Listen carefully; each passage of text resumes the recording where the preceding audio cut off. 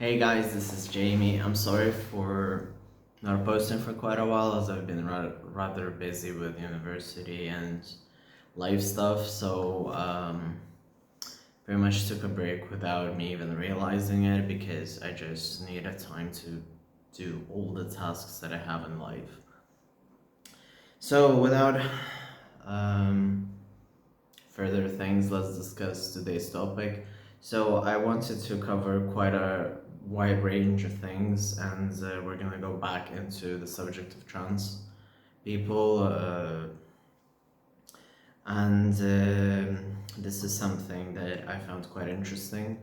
I guess let's start off where my idea came from. I am a fan of Alexis Stone, who used to identify as a drag queen, but now Alexis is more of an artist who transforms into different celebs using prosthetics, makeup, and etc.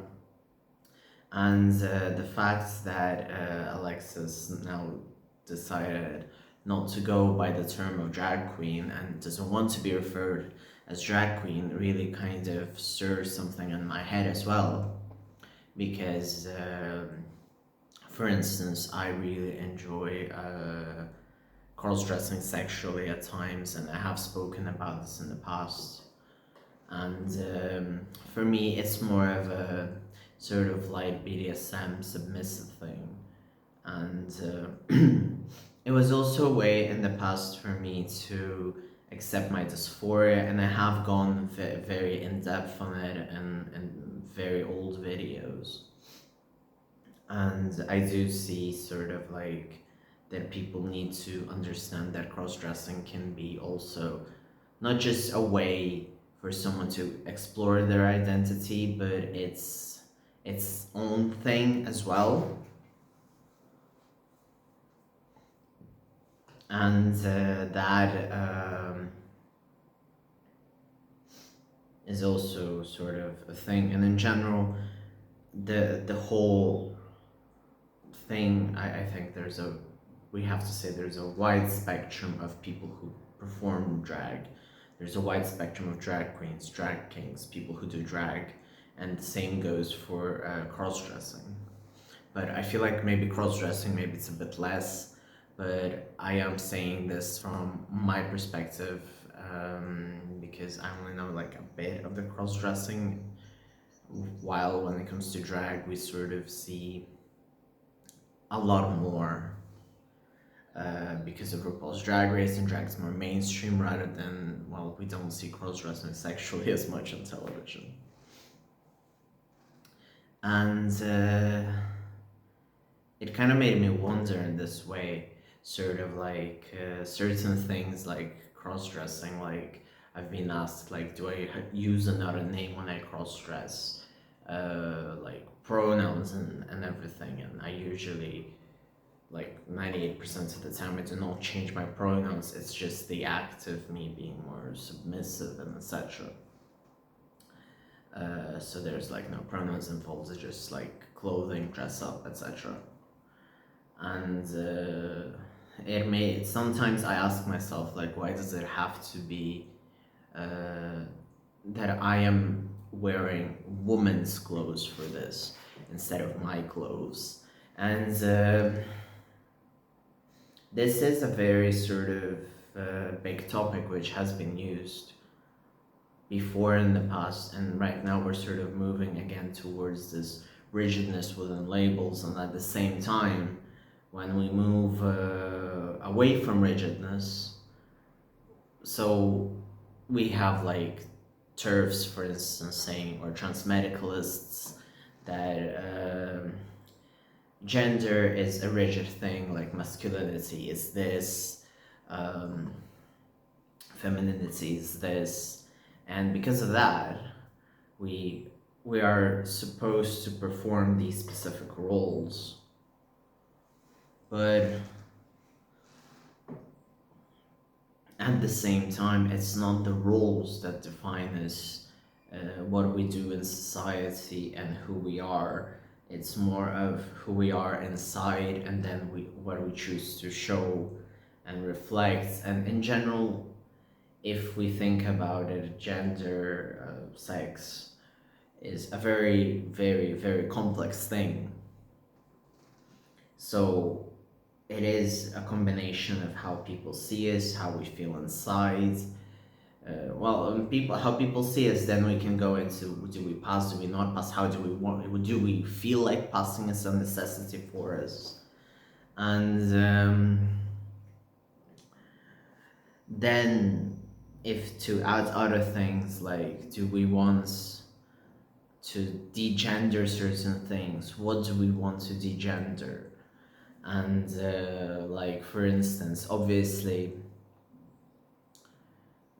when like I'm bald, I have a beard, but I wear makeup, but I still wear like very masculine clothing. Oh yeah, I have dyed nails and I have like makeup swatches here. But in general, like my mannerisms are man. I'm also gay, which gives me more sort of space to be more out there. But when you go, like for instance, to our heterosexual, cis or trans brothers and sisters and siblings, they have their own rigidness to follow, and then that goes through an even stricter sort of, I'd say, rule book. And we also have that in a lot of performance, masculinity or femininity, and how these people act. And right now, with all the Andrew Tates, with all the alpha, omega, beta males, it becomes even more weird because they have very strict rules on how they appear to be, what is heterosexual, what is gay, what is right, what is wrong, and all these things change. And this was another topic I was thinking as well. Like right now we are expected to follow like certain steps to be a decent human being, or to even like do a makeup routine or a face routine to not have wrinkles or whatever. So it's very, very difficult right now, sort of. In general, I feel like as a species we're about to implode because we have so many problems. So not only we have like AI versus humanity discussions like on art, or will we be replaced?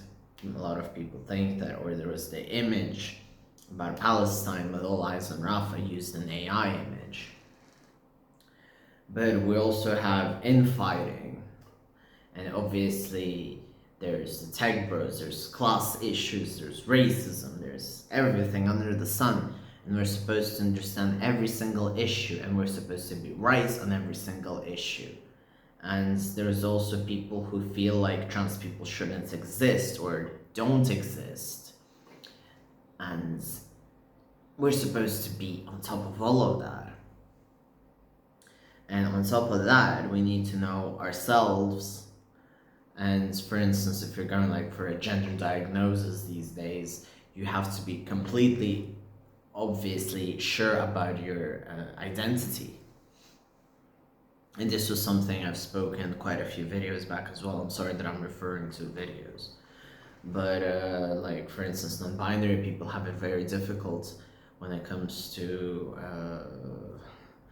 gender services, or like when they go to a gender clinic, like because hormones are mostly treated for the entire life, or like surgeries and etc. And because I myself am binary, I'm a binary dude, I want everything, it's very straightforward. I have a very sort of in-your-face life history. So it was very easy for them to understand me, and once I accepted myself, it was easy for me to understand myself. And looking back, I always felt like I was a boy or a man, if you must, and that was easy for me. Obviously, looking back, it's easier for me to say than when I was fighting it, because I had tremendous pressure from my family for not to do it. I was very scared, and I fell out with a lot of people because of it. And so we're supposed to also be knowledgeable on that. And then, like, let's say, okay, you're not trans, you're cis. Or even if you are trans, there's still like a lot of expectations when it comes to beauty. Like I was mentioning, there's like surgeries. Like maybe you need to remove buccal fat to be trendy. Maybe you need to prolongate your chin. It also depends on which country you're in. The beauty standards are that. So everything is going for this massive performative lens, which makes no sense in a way.